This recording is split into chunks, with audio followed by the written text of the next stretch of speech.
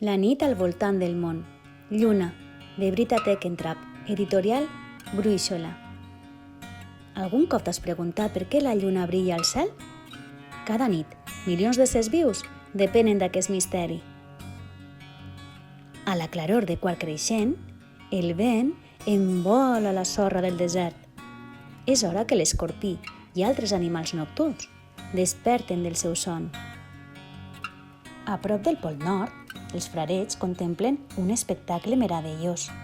L'aurora boreal omple de colors brillants el paisatge gelat. Les aus volen a llocs més càlids quan noten que el fred s'acosta. I mentre viatgen de nit, la seva amiga la lluna els indica el camí. Quan els raigs de la lluna arriben a la profunditat de la jungla, els lloros multicolors arranquen a volar i les granotes saltadores comencen a raucar. Sota la claror de la lluna plena, les costes del sud s'omplen de màgia. Centenars de tortugues ixen del mar per pondre els ous a la platja.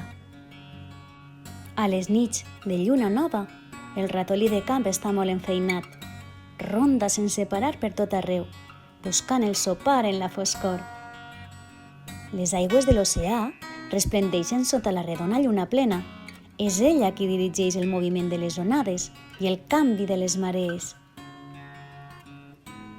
La mare ossa i el seu cadellet descobreixen una cosa preciosa des de la seva llar a les muntanyes. Un arquiris lunar apareix al cel quan els núvols s'obren. Amb el quart minvant, els habitants de la sabana gaudeixen d'una nit tranquil·la.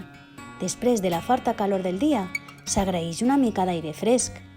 I al Pol Sud, les volves de neu cauen sense parar sobre el terra gelat. Els pingüins s'arraulixen per donar-se escalfor mentre la lluna segueix minvant.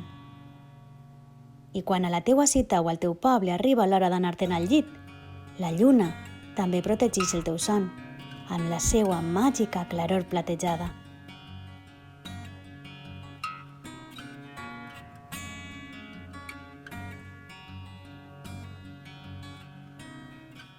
I conte contat, conte acabat.